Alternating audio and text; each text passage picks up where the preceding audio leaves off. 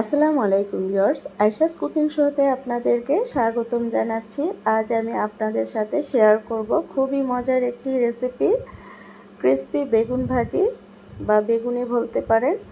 তো ভিউয়ার্স, চলুন তাহলে এই রেসিপিটি দেখে আসি। তো দেখার আগে আমার চ্যানেলে যারা এসেছেন প্লিজ পেজটি ফলো দিবেন, আর যারা ইউটিউব থেকে দেখছেন প্লিজ সাবস্ক্রাইব করে পাশে থাকবেন। তো আমি এই ক্রিসপি বেগুনের জন্য দুইটা বেগুন নিয়েছি।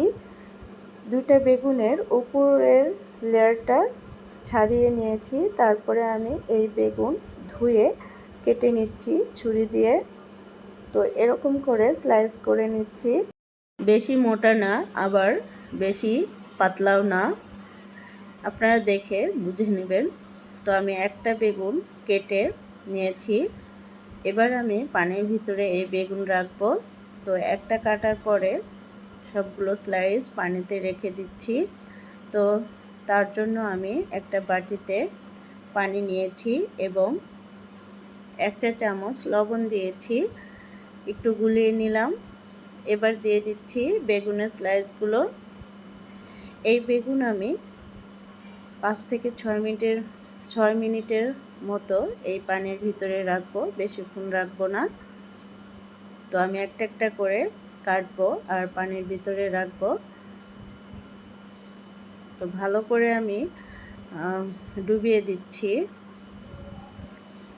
এবার বাটিটি সাইডে রেখে দিচ্ছি, এরপরের কাজে চলে যাব।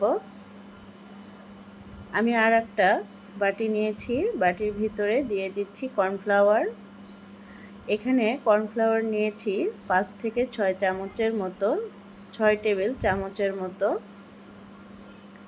আপনারা যদি বেশি পরিমাণে বানাতে চান তাহলে বাড়িয়ে দিবেন।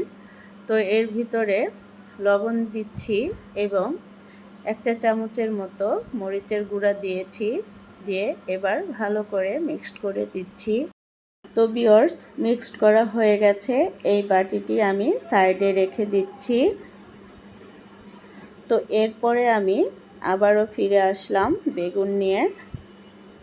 তো বেগুন দেখুন পানি অনেক কালো হয়ে গেছে। এই পানি থেকে বেগুন উঠিয়ে নিচ্ছি। আমি একটি বড় বোল নিয়েছি, বোলের ভিতরে রেখে দিচ্ছি। এই বেগুনের স্লাইসগুলো ভালো করে পানি ঝরিয়ে নিতে হবে। তো সবগুলো বেগুনের স্লাইস উঠিয়ে নিয়েছি। এবার আমি এই বেগুনের ভিতরে কর্নফ্লাওয়ার দিয়ে দিচ্ছি। কর্নফ্লাওয়ার দিয়ে ভালো করে ঝাঁকিয়ে নিচ্ছি, যাতে বেগুনের স্লাইসের উপর দিয়ে কর্নফ্লাওয়ার লেগে যায়। যদি না লাগে আবারও দিতে হবে। তো আমি এরকম করে ঝাঁকিয়ে ঝাঁকিয়ে কর্নফ্লাওয়ার লাগিয়ে নিলাম।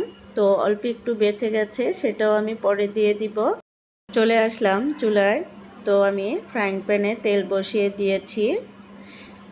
এরপর দেখিয়ে দিচ্ছি বেগুনের ভিতরে আমি অল্প একটু জিরা গুঁড়া দিচ্ছি। তো জিরা গুঁড়া দিলে আরও টেস্টটা ভালো হবে, আপনারা দেওয়ার চেষ্টা করবেন। তো আমি একটা একটা করে সবগুলো বেগুনের স্লাইস এভাবে ভেজে নিব। আমার চুলার হিট মিডিয়ামে, হাই হিটে ভাজা যাবে না, তাহলে পুড়ে যাবে, ক্রিস্পি হবে না। এবার আমি উল্টিয়ে দিচ্ছি।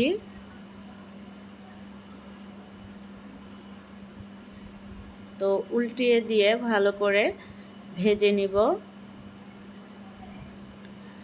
এ পর্যায়ে যদি আমার রেসিপি ভালো লেগে থাকে প্লিজ লাইক দিয়ে দিবেন। তো কিছু বেগুনের স্লাইস ভাজা হয়ে গেছে, উঠিয়ে নিচ্ছি। উঠিয়ে আপনাদেরকে পরিবেশন করে দেখিয়ে দিচ্ছি। তো আমি একটা সার্ভিং ডিশ নিয়েছি, তার ভিতরে রেখে দিচ্ছি। তো ভিউয়ার্স দেখুন, এই বেগুনের স্লাইসগুলো অনেক ক্রিস্পি হয়েছে। তো আমি টমেটো সসের সাথে এই বেগুনের স্লাইসগুলো পরিবেশন করে দেখিয়ে দিলাম। আপনারা আপনাদের মতো করে পরিবেশন করবেন। আর এটা এই ক্রিস্পি বেগুনি আপনারা এমনিও খেতে পারেন, অনেক মজা।